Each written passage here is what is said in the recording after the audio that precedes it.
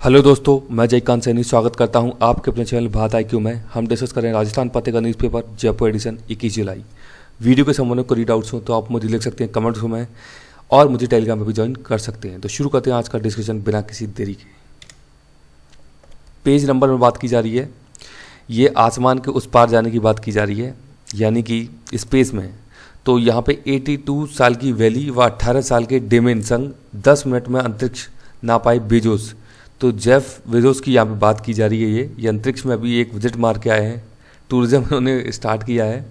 तो दुनिया के सबसे अमीर शख्स जेफ बेजोस ने 3 अन्य के साथ टेक्सास से न्यू शेफर्ड में अंतरिक्ष की यात्रा की और लौट आए सकुशल। तो बेजोस की ये अंतरिक्ष यात्रा कई मायनों में अनूठी रही है। उनके साथ गई 82 ईयर्स की वैली फंक, अंतरिक्ष में जाने वाली दुनिया की सबसे उम्रदराज, और 18 साल के ओलिवर डेमेन सबसे कम उम्र के यात्री यहाँ पे बन गए हैं।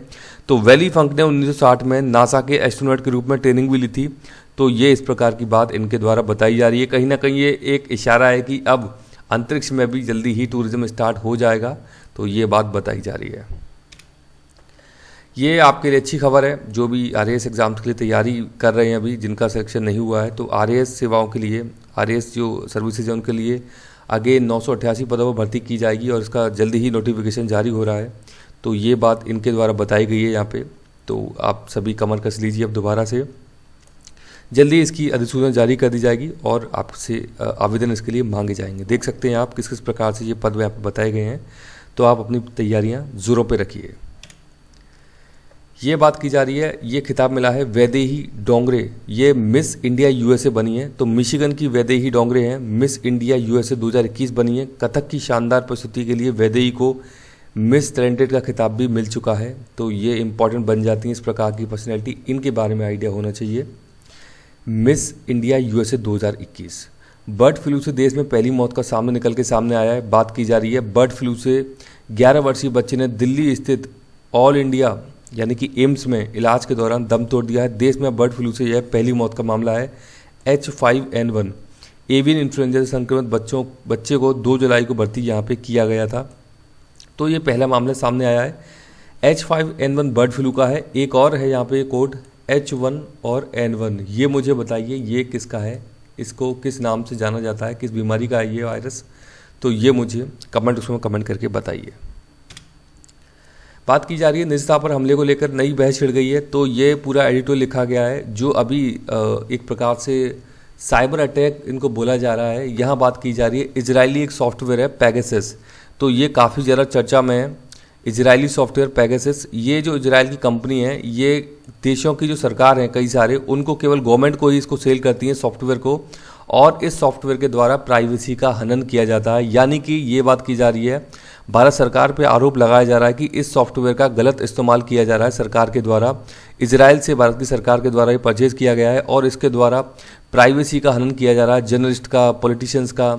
जहाँ पे भी जो सरकार के खिलाफ आवाज़ें उठ रही हैं या सरकार के गलत कुछ चीज़ें हो सकती हैं, सरकार के खिलाफ हो सकती हैं, उनको दबाने के लिए पहले से ही इस प्रकार के हथियार ये काम में लिए जा रहे हैं, जिन्हें कि ये साइबर जो फील्ड, साइबर का जो स्पेस है, साइबर स्पेस है, वहाँ पर इस प्रकार की चीज़ों का इस्तेमाल होता है। तो जो प्राइवेसी है उसका हनन इस प्रकार के सॉफ्टवेयर के द्वारा किया जा रहा है। चर्चा में काफ़ी ज़्यादा इसके संबंध में फ्रांस सरकार के ऊपर भी ये आरोप लगे थे, लेकिन फ्रांस सरकार ने इसको लेकर के आदेश दिए हैं, इसके संबंध में जांच के आदेश दिए हैं, क्या इस प्रकार की हरकतें की गई हैं वास्तव में इस प्रकार के सॉफ्टवेयर से।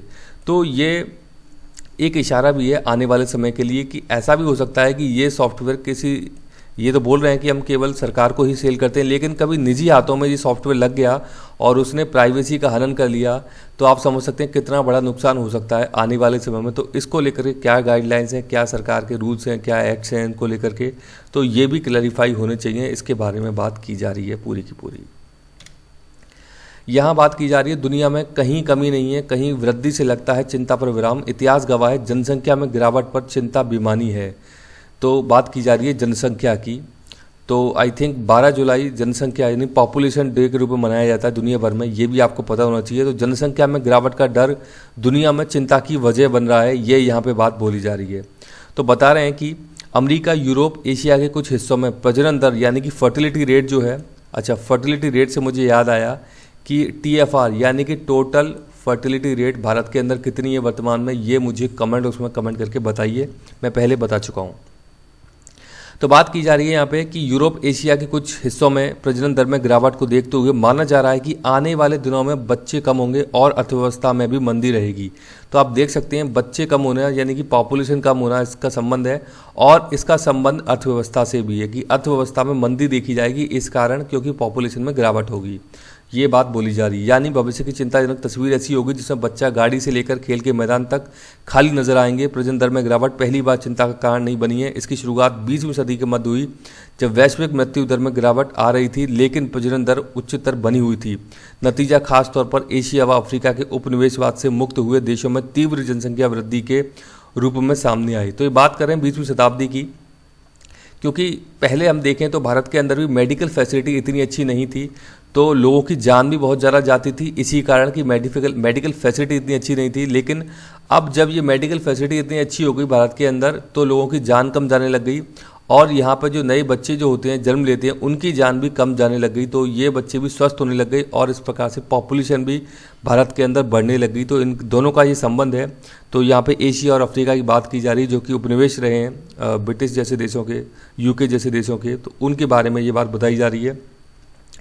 तो यहाँ बता रहे हैं कि भारत में 1960 के दशक में जनसंख्या नियंत्रण के लिए इंट्रूट्रिन डिवाइस अभियान को अमेरिका का समर्थन मिला था। यानी कि आप देख सकते हैं जो नसबंदी का प्रोग्राम चलाया गया था इंदिरा गांधी जी के समय भी काफ़ी ज़्यादा पॉपुलर रहा था जनसंख्या को कम करने के लिए। तो इस प्रकार के प्रोग्राम्स भी चलाए गए हैं। लेकिन अब ये बात कर रहे हैं कि कहीं ना कहीं जो पॉपुलेशन में गिरावट देखी जा रही है, कहीं गिरावट कहीं ज़्यादा पॉपुलेशन हो रही है, तो उसको लेकर के क्या रहने वाला है दुनिया भर के अंदर, तो इस प्रकार की चीज़ें यहाँ पे ये बताई जा रही हैं।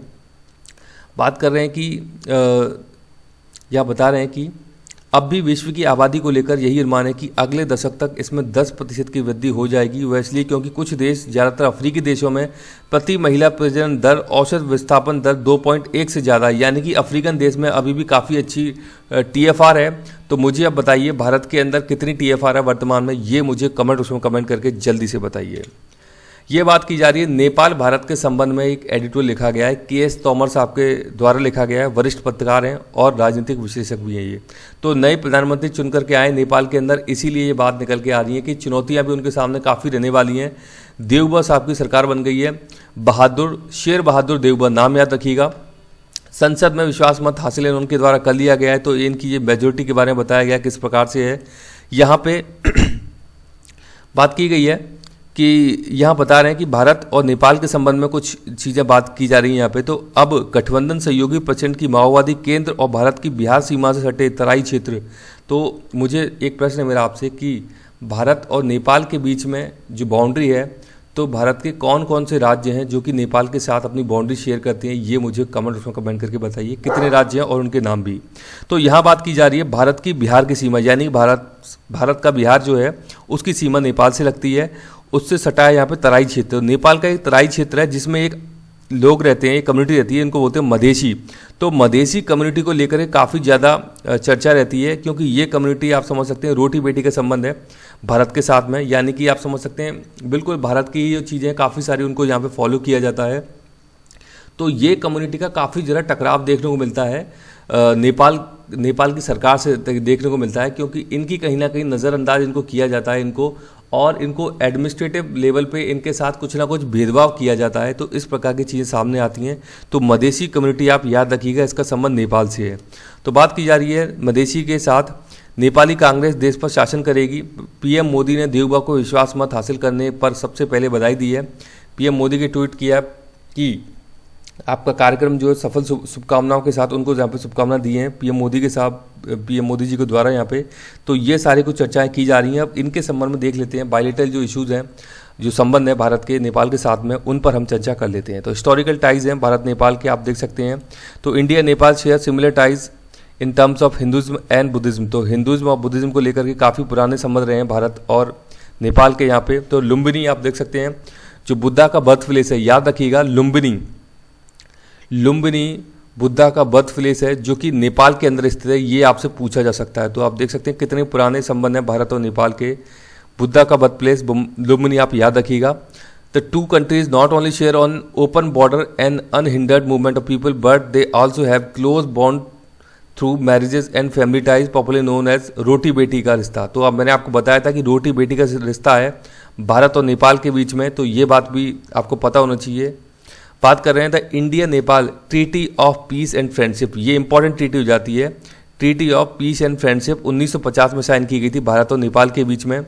Importance for India can be studied from two different angles, their strategic importance for India's national security, their place in India's role perception in international politics, rivers originating in Nepal feed the perennial river system of India in terms of ecology and hydropower potential। तो perennial river कौन सी होती हैं, जो कि वर्ष भर बहती रहती हैं, नेपाल से काफ़ी रिवर आती हैं, तो हाइड्रो पावर के लिए भी काफ़ी ज़्यादा संभावना है। रिवर के ऊपर इस प्रकार के प्लांट बनाए जाते हैं, जो हम बात करते हैं कि पानी से पन बिजली का, जिनको हिंदी में बोलते हैं हम, तो हाइड्रो पावर उन्हीं को बोला जाता है। 12 महीने वर्ष की नदियाँ चलती रहती है, नेपाल के थ्रू आती रहती हैं भारत में, इसीलिए ये इंपॉर्टेंट यहाँ पे हो जाता है। नेशनल सिक्योरिटी की बात की जा रही है यहाँ पे। और एक और चीज़ है कि यदि हम नेपाल की ज्योग्राफिक लोकेशन देखते हैं तो नेपाल एक सैंडविच की तरीके से है, यानी कि सी से कनेक्टेड नहीं है। तो आप समझ सकते हैं कि जो एक्सपोर्ट और इम्पोर्ट को लेकर के चीज़ें हैं, तो वहाँ पे डिपेंडेंट रहना पड़ता है नेपाल को, भारत पे, कभी चीन पे, तो इस प्रकार की चीज़ें भी देखने को मिलती हैं। आगे आप देख सकते हैं 3 मुद्दे, 3 प्लेस काफ़ी ज़्यादा चर्चा में रहे थे पिछले कुछ दिनों में। ये है लिम्पिया धुरिया, काला पानी और लिपू लेक। याद रखिएगा, ये काफ़ी ज़्यादा चर्चा में रहे थे, आपसे पूछा जा सकता है इनके बारे में, ये इन एरियाज़ के बारे में, इन स्पॉट के बारे में। तो ये उत्तराखंड वाला एरिया है जहाँ पर कि लगते हैं ये, और नेपाल उत्तराखंड के बीच में आप समझ सकते हैं, मैंने आपको 2 राज्य बता दिए हैं, एक तो बिहार और उत्तराखंड, दोनों ही नेपाल से अपनी बाउंड्री शेयर करते हैं।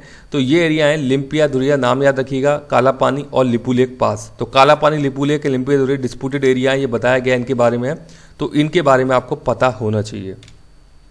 कनेक्टिविटी आप देख सकते हैं, Nepal being a landlocked country में आपको बता चुका हूँ, it is surrounded by India from 3 sides and 1 side is open towards Tibet. एक साइड तिब्बत से लगता है, 3 साइड इंडिया से लगता है, which very limited vehicle access, यानी कि व्हीकल की एक्सेस इनके पास नहीं है। India Nepal has undertaken various connectivity programmes, India और भारत नेपाल के द्वारा कनेक्टिविटी प्रोग्राम्स काफ़ी सारे स्टार्ट किए गए हैं, to enhance people to people linkages and promote economic growth and development. तो इकोनॉमिक ग्रोथ और डेवलपमेंट को बढ़ाने के लिए इस प्रकार के प्रयास किए गए इंडिया और नेपाल के द्वारा। MOU have been signed between both the governments for laying electrical rail track linking between Kathmandu with Raxaul. ये इंपॉर्टेंट है, याद रखिएगा। पूछा जा सकता है कि जो रेल ट्रैक बिछाया गया है भारत और नेपाल के बीच में, इलेक्ट्रिक रेल ट्रैक है ये, तो उसको लिए MOU साइन किया गया है, किन एरियाज़ के बीच में है, तो काठमांडू और रक्सौल। रक्सौल भारत के अंदर है, तो मुझे बताइए ये किस राज्य के अंदर आता है रक्सौल भारत के, मतलब कि ये बॉर्डर वाला एरिया है रक्सौल, तो याद रखिएगा। तो काठमांडू और रक्सौल के बीच में ये रेल लाइन बिछाई गई है। India is looking to develop the inland waterway, inland waterway develop करने की सोच रहा है India for the movement of cargo, cargo के मूवमेंट के लिए, यानी कि जो माल ले जाने का काम जो करते हैं उसको बोलते हैं cargo, within the framework of trade and transit arrangements, providing additional access to sea for Nepal, calling it linkage Sagarmatha, यानी कि माउंट एवरेस्ट बोलते हैं हम सागर माथा को, विद सागर इंडियन ओशन। तो सागर माथा को इंडियन ओशन से कनेक्ट करने के लिए इस प्रकार का काम किया जा रहा है। Inland waterways, inland waterways start किए जाएंगे, किस लिए, सागर माथा को सागर से जोड़ने के लिए। सागर नाम दिया है हिंद महासागर को, और सागर माथा आप जानते ही हैं माउंट एवरेस्ट को बोला जाता है। ये इंपॉर्टेंट है, आपको पता होना चाहिए। डिफेंस कोऑपरेशन की बात करें तो हम बात देख सकते हैं, bilateral defence cooperation includes assistance to Nepalese army in its modernisation through provision of equipment and trainings. Gorkha regiment की बात यहाँ पे देख सकते हैं, और Indian army are raised partly by recruitment from hill district of Nepal, यहाँ से किए जाते हैं। इसके अंदर गोरखा रेजिमेंट्स के अंदर आपको पता है कई सारे हम जो वैकेंसीज होती हैं भारत के अंदर, वहाँ पे भी नेपाल से लोगों को इसमें इनके लिए प्रोविजन होते हैं, ये अप्लाई कर सकते हैं उन वैकेंसीज के अंदर। UPSC इसमें सबसे पॉपुलर है, इसमें भी इनको अलाउ किया जाता है। India from 2011 every year undertakes joint military exercise with Nepal, Surya Kiran. याद रखिएगा, ये इंपॉर्टेंट एक्सरसाइज है, भारत और नेपाल के बीच में होती है, मिलिट्री एक्सरसाइज है, इसका नाम है सूर्य किरण। याद रखिएगा, इंपॉर्टेंट हो जाती है। कल्चरल की हम बात करें, there have been initiatives to promote people to people contact in the area of art and culture, academics with and media with different local bodies of Nepal. India sign 3 sister city agreement, 3 sister city agreement sign किया है India Nepal के साथ में। अब देखिए कौन सी है वो, काठमांडू वाराणसी, लुम्बिनी बोधगया और जनकपुर अयोध्या। ये इंपॉर्टेंट है, मतलब कि इनके बीच में ट्रांसपोर्ट फैसिलिटी स्टार्ट की जाएगी ताकि टूरिज्म यहाँ पे बढ़ सके। तो ये याद रखिएगा, इंपॉर्टेंट टर्म है, ये आपसे ऐसे ही पेयर के उसमें फॉर्म में पूछी जा सकती हैं। तो काठमांडू से वाराणसी, लुम्बिनी से बोधगया लुम्बिनी जहाँ पे भगवान बुद्ध का जन्म हुआ था वही लुम्बिनी है। और जनकपुर यानी ये कहाँ पे है, माता सीता जो थी जनकपुर की थी, जनकपुर के राजा आपको पता होगा, और उनको अयोध्या से फिर जोड़ा गया है। तो ये इंपॉर्टेंट है, अयोध्या भगवान राम की नगरी है ये। तो इस प्रकार से ये पेयर है, याद रखिएगा, इंपॉर्टेंट है। मल्टीलेटरल पार्टनरशिप की बात करें तो India Nepal share multilateral forums such as BBIN, important है, याद रखिएगा। BBIN, B for Bangladesh, B for Bhutan, I India और N नेपाल, 4 देश इसमें शामिल हैं BBI नेटवर्क में। बिम्स्टेक भी एक इसमें इंपॉर्टेंट ग्रुप है, इसका नाम याद रखिएगा, कई बार पूछा गया है।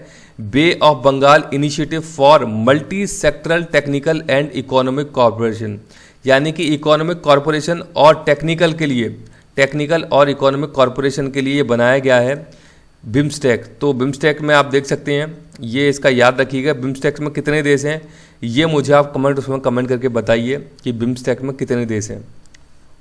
आगे है non align movement and SAARC, South Asian association for regional corporation, यहाँ भी नेपाल शामिल है इनमें। तो ये इस प्रकार के कुछ ग्रुप हैं जिनके अंदर नेपाल की भूमिका है और इंडिया भी इनके अंदर शामिल है, तो इसीलिए ये इंपॉर्टेंट हो जाते हैं।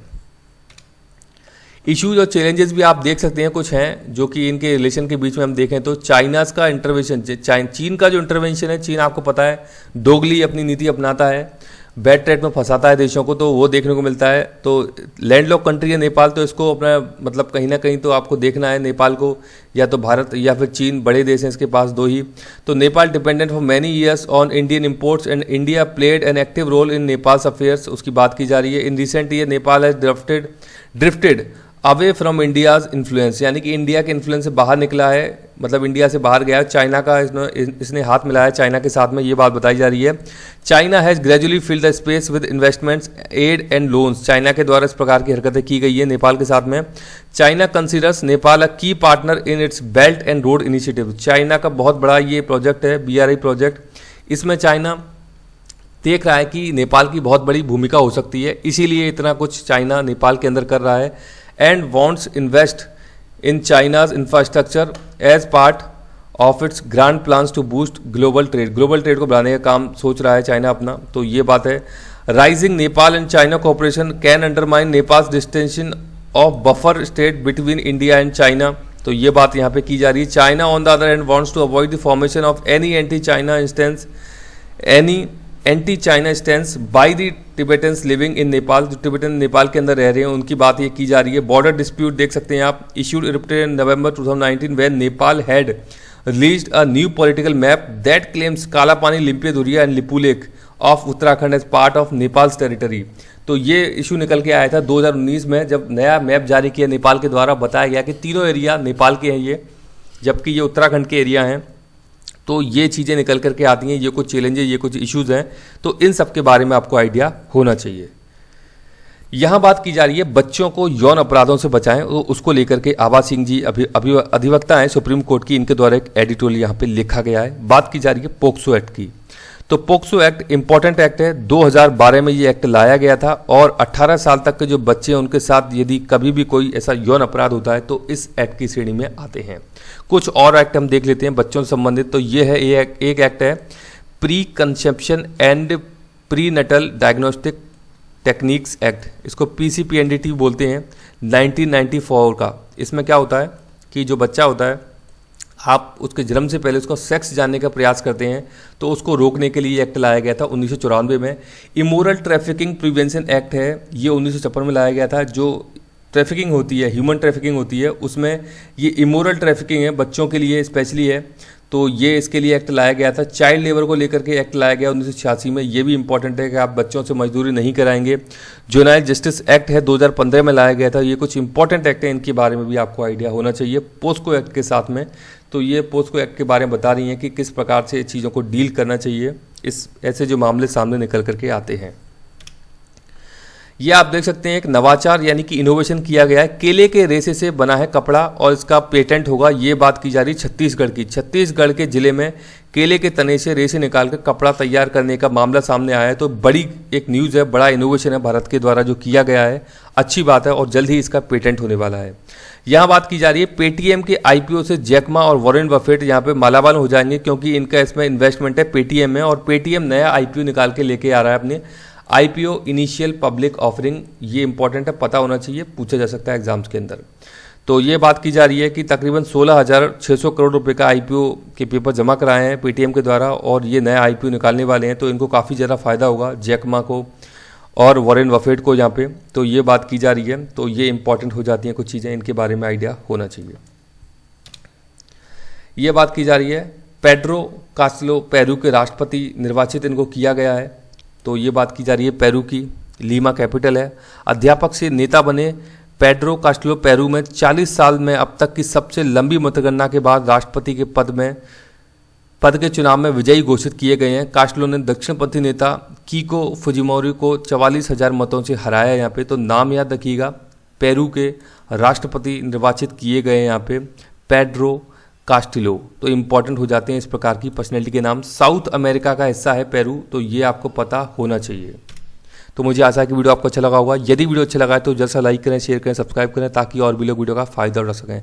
आप मुझे आप कमेंट में भेज सकते हैं या मुझे ईमेल भी कर सकते हैं। इसी के साथ धन्यवाद, मिलते हैं अगली वीडियो में।